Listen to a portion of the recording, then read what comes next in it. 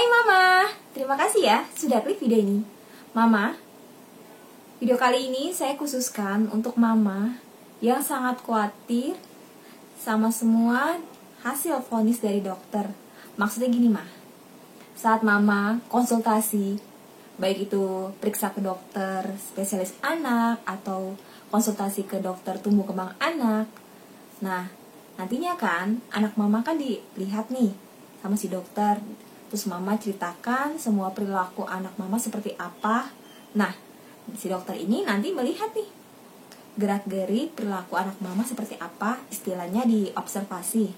Nah, setelah anak Mama nih dinilai atau diobservasi sama si dokter, hasilnya itu, kalau menurut bahasa saya, hasilnya namanya diagnosa.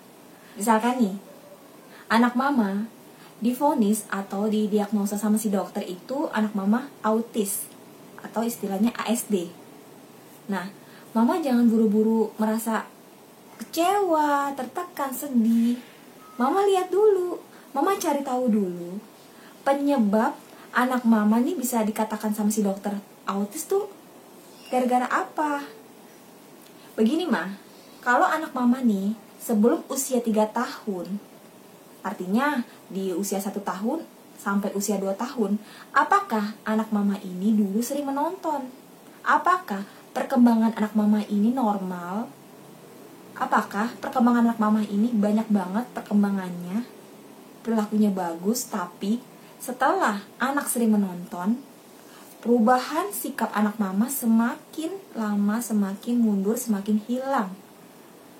Dan lebih parah, misalkan anak Mama nih umur 1 tahun sampai 2 tahun itu bisa bicara beberapa kata.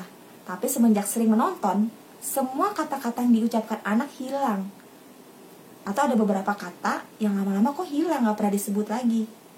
Anak autis itu, kalau yang saya tahu ya Ma, mungkin Mama bisa cari tahu di Google ciri-ciri lengkapnya seperti apa. Jadi kalau menurut saya, anak dikatakan autis itu kalau misalkan dipanggil namanya, anak gak mau nengok, diam aja, gak ada respon, gak mau menoleh. Anak suka jalan jinjit, anak suka berputar, suka mengelilingi suatu tempat, anak suka flapping, kepak-kepakin tangan, melakukan gerakan berulang-ulang.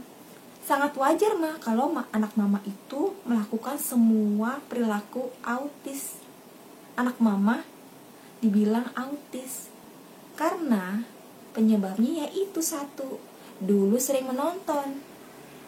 Seperti itu Ma. Misalkan lagi, kalau misalkan anak Mama nih, dari hasil diagnosa dokter tuh anak Mama tuh ADHD.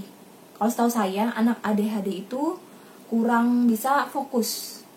Dia tidak bisa duduk diam, ada yang hiperaktif, ada yang memang susah fokus. Kalau misalkan anak Mama sama dokternya dibilang, anak Mama ini ADHD.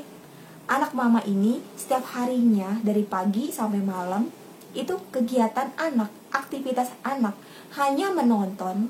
Anak yang sering menonton, fokus otaknya hancur Ma. Meskipun anak hanya menonton sebentar, anak menonton sebentar saat makan, saat minum susu, saat Mama masak, saat Mama mengerjakan pekerjaan rumah. Kalau misalkan Mama jumlahkan semua durasi yang anak tonton dari pagi sampai malam, itu udah berapa menit, udah berapa jam. Mama bisa bayangkan, udah seberapa hancurnya fokus di otak anak. Bahkan gak ada sama sekali fokus anaknya.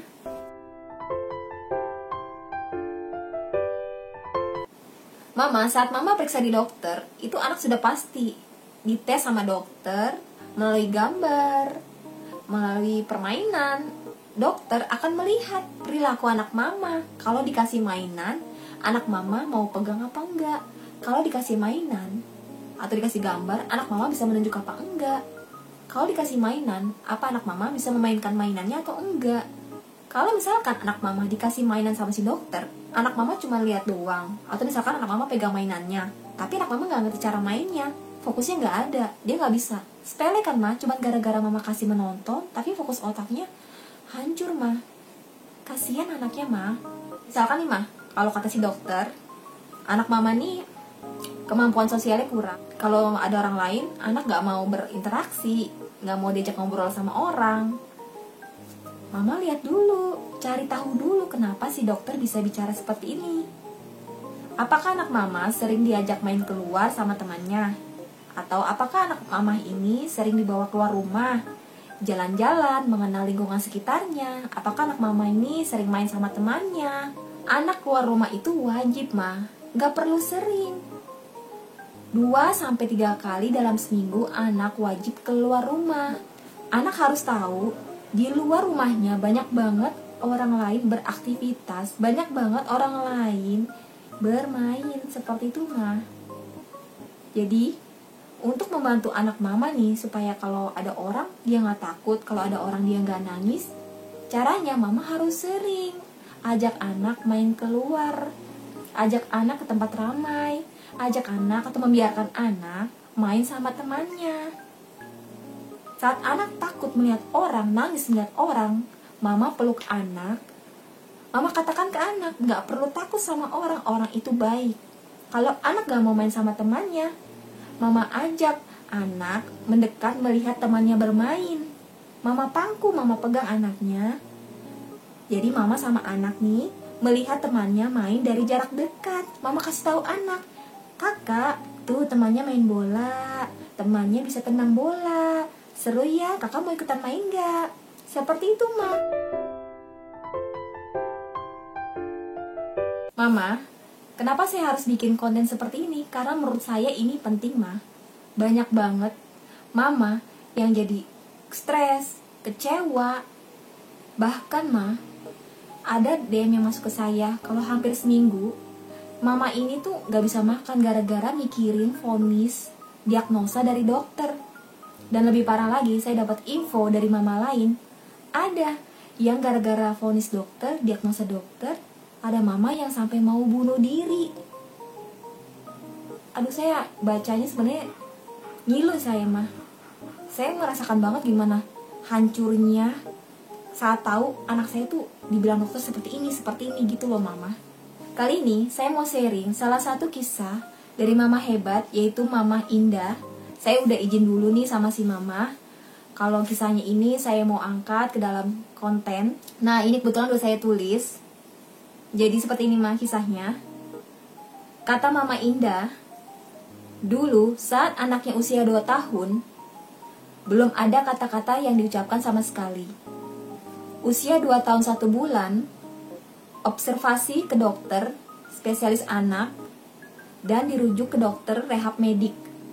Hasilnya, anak saya didiagnosa autisme. Tapi saya nggak percaya. Kemudian, saya ke dokter lagi sampai 4 kali, ke dokter yang berbeda.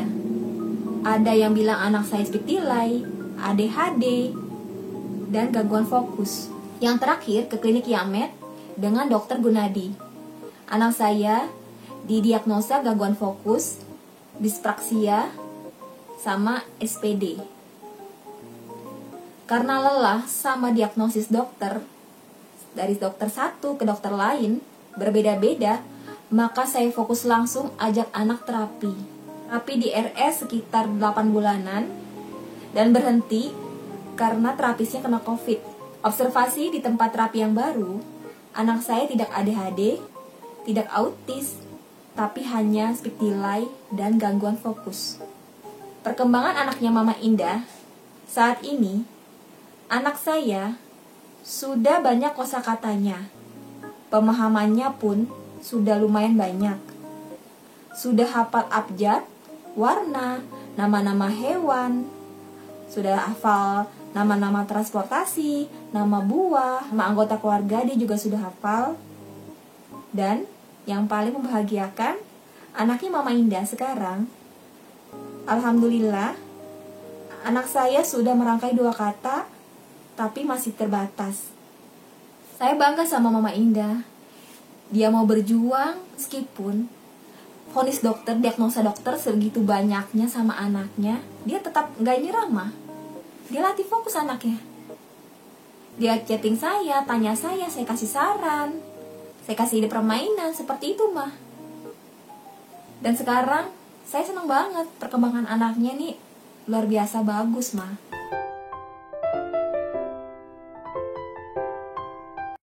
Apapun kata dokter, apapun hasil diagnosa dari dokter, Mama jangan khawatir. Seperti yang tadi saya bilang, meskipun anak mama nih, hasil dari diagnosa dokter, dari dokter bilang tuh anak mama misalkan autis, atau ADHD, atau hiperaktif, atau istilahnya tuh ada yang GDD, emang ada GDD, ada yang ADD. Ini banyak banget permasalahan sama si anak. Mama ingat-ingat dulu nih, sebelum anak menonton, apa iya perkembangan anak mama nggak ada? Sebelum nonton, apakah anak mama ini perkembangannya bagus? Anak bisa bicara, babbling, atau bahasa bayi? Apakah anak bisa menunjuk? Apakah sebelum nonton anak mama kalau dipanggil namanya dia nengok atau enggak? Seperti itu mah. Mama cari tahu dulu. Kalau mama udah ingat, oh iya ya, anak saya dulu nih sebelum sering menonton, anak saya perkembangannya bagus banget gara-gara sering menonton. Anak saya perkembangannya jadi mundur, jadi hilang mah, jadi jalan di tempat. Nah, kalau mama udah tahu penyebabnya adalah sering menonton yang menghancurkan semua perkembangan anak mama, ya udah, stop menonton. Mama bangkit, gerak cepat, ayo latih anak dengan latihan fokus. Gini mah, mama gak usah pikirin lagi apapun vonis dokter. Mama fokus latih anak dengan terapi. Boleh terapi di rumah sakit, di klinik. Tapi kalau anak udah di rumah, mama wajib latih anak dengan latihan fokus dengan sangat sering. Di video sebelumnya saya sudah jelaskan bagaimana caranya dari awal sampai akhir, sampai anak berhasil bicara lancar. Mama bisa lihat semua video saya, bisa contek semua. Jadi mama tuh wajib latih fokus anak tuh dengan sangat sering mah. Seperti itu mah. Bagi mama nih yang sekarang masih bingung, gimana sih cara melatih anak sampai berhasil? Boleh komentar di YouTube, langsung ke grup FB, grup Telegram, atau ke DM Instagram saya, boleh mah. Saya bantu mah. Saya kasih tahu dari awal langkahnya seperti apa, dan sampai akhir langkah seperti apa saya kasih tahu mah. Seperti itu. Bagi mama yang maaf gak punya uang, gak ada biaya untuk berobat atau ke dokter, mama dicoba dulu ya mah, latih anaknya dengan latihan fokus dengan sangat sering. Latihan fokus bisa mama lakukan 20 menit sekali atau 30 menit sekali, atau mama bisa lakukan latihan fokus 1 jam sekali. Dan sekali latihan fokus bisa lebih dari 5 menit, itu bagus banget mah. Dan setiap hari mulai pagi sampai malam, mama juga wajib melatih anak dengan gerakan oral motor termasuk sikat lidah ya mah. Setelah mama rajin, rutin melatih fokus otak anak, melatih gerakan oral motor, mama lihat nih perkembangan anaknya dalam waktu 1-2 bulan. Dan setiap 2 minggu sekali nih, mama harus lihat perkembangan anaknya seperti apa. Lebih bagus nih mah, latihan fokus mama tulis di buku ataupun di stiker mama tempel. Jadi mama tahu nih jam berapa ke jam berapa. Misalkan jam 8 anak main puzzle, jam 9 anak main bola, jam 10 anak menuangkan beras, menuangkan biji kacang hijau, atau melakukan aktivitas fokus lainnya seperti itu mah. Jadi mama ingat nih, mama tahu anak dalam 1 hari itu ngapain aja. Dalam sehari mama wajib mengajak anak bercerita, bernyanyi, tanya jawab. Kalau mama sering latih fokus anak dengan sangat sering, saya jamin mah, hasil diagnosa dari dokter, apa yang dikatakan dokter pasti bisa berubah mah. Syaratnya seperti yang saya bilang, mama harus rajin, rutin, sangat sering melatih fokus anak, melatih gerakan oral motor juga, supaya semua perkembangan anak yang terlambat itu bisa dikejar. Dengan latihan fokus, perkembangan bicara anak mama itu akan lebih bagus. Perilaku anak mama yang mirip autis akan hilang, saya jamin. Anak mama yang sering tantrum, sering berteriak, ketawa sendiri, melamun, saya jamin akan hilang semuanya mah. Dengan apa? Dengan 1, latihan fokus. Mah, banyak banget nih yang tanya, anak autis bisa sembuh apa enggak? Menurut saya, autis ada 2. Nah, ini saya bicaranya secara orang awam aja ya, sebagai ibu biasa. Kalau autis itu, yang pertama karena penyebabnya sering menonton, saya bilangnya autis virtual. Yang kedua, autis itu udah dari gen lahir, bawaan dari orang tuanya. Nah, autis virtual ini nih mah, yang pertama karena si anak ini sering menonton. Makanya dikatakan sama dokter anak autis. Ini kalau autis virtual bisa sembuh, bisa normal lagi. Dan kalau yang kedua nih, autis dari gen bawaan orang tua, itu setahu saya dari bayi itu udah ketahuan kalau anak ini autis. Dan anak autis yang dari gen bawaan orang tua biasanya dites darah. Ciri yang kedua nih mah, anak autis dari gen bawaan orang tua ini selain dari gen dari orang tuanya, ini juga karena faktor apa yang dilakukan si mama selama hamil. Apa yang mamanya pakai seperti kosmetik, minuman, makanan itu bisa mempengaruhi, merusak otak janin. Itu bisa membuat anak autis saat dalam janin mah. Ini mungkin saya salah mengucapkan ya, mohon maaf kalau saya salah. Misalkan saat ini mama lagi hamil atau siapapun keluarga mama yang lagi hamil, kasih tahu selama hamil jangan dulu pakai make up, jangan pakai bedak, lipstick, atau pakai lotion atau pakai krim. Jangan mah, jangan dulu perawatan tubuh yang segala macem. Bukannya saya mengajarkan orang hamil itu harus jorok. Mandi tetap, mandi, pakai sabun, sampoan, udah begitu aja mah, cukup. Jangan pakai apapun, jangan menempelkan apapun di tubuh, di badan, jangan mama. Kosmetik, skincare, perawatan tubuh itu diklaim, dibilangnya itu aman untuk ibu hamil. Kita nggak tahu nih bahannya dari apa, terbuat dari apa. Mama harus puasa dulu selama 9 bulan, selama hamil. Pokoknya jangan pakai yang aneh-aneh. Gak usah pakai kosmetik dulu, bedak, lipstick, gak usah mah. Gak usah pakai body lotion segala macem, gak usah. Meskipun dibilang aman, jangan mah. Saya nggak bohong mah. Mama bisa cari tahu di Google, mama bisa ketik bahaya ibu hamil pakai kosmetik atau perawatan tubuh. Jadi apapun yang menempel di wajah mama, di kulit mama itu masuk ke janin. Saya juga bingung kok bisa. Mah, daripada anak mama kenapa-napa, bayi mama kenapa-napa, mama jaga rawat janin mama ini dengan baik-baik. Makan minum juga dijaga mah, hati-hati. Kenapa? Mah, saya dapet DM di Instagram miris banget mah.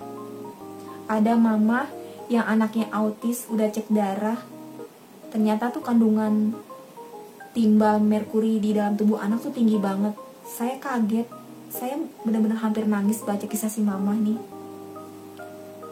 Saya tanya, mama, kok bisa sih ada timbal merkuri di tubuh anak?